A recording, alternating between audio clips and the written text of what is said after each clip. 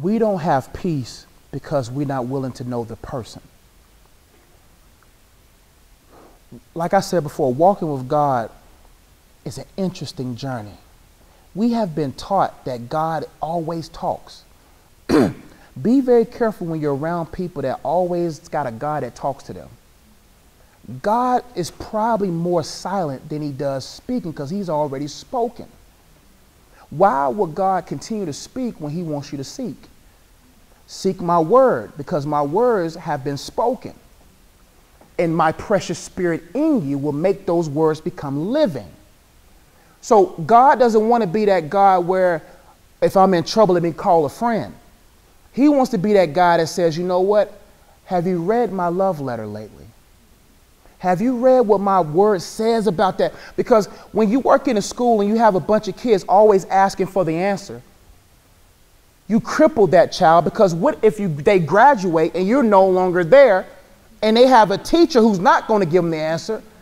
Now they're not trained in how to find the answers that are presently in their book. So what happens is God says, if you want to find the answer, I'd rather train you in seeking my word before you get caught up on hearing spoken word. Because if you're not trained on seeking my word when the word is spoken through other people that can twist it, you will be confused. In other words, we got to get into a place where we say, God, why are you silent? When God is quiet, reflection happens. You begin to really see why he's quiet. That's why I say, man, God, any answer I can't handle, don't speak to me. But train me into knowing your voice so that when you do speak, I'm obedient. Certain kids I'll be wanting to slap across the room. I tell them to stop running, they don't stop running. You can talk all the time to certain kids, they're going to keep doing what they want to do. So why would God continue to talk to us when we're going to continue to do what we're going to do? When God says stop running, we keep running.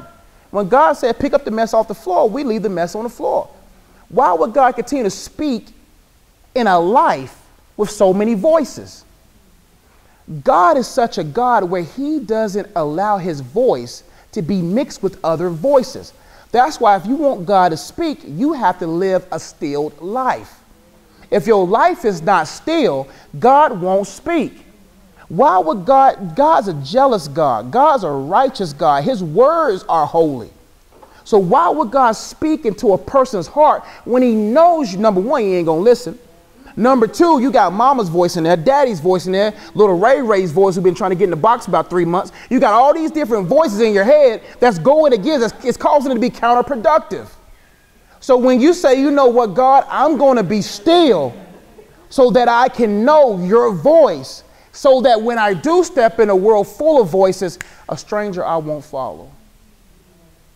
But don't get mad at God when God's silent.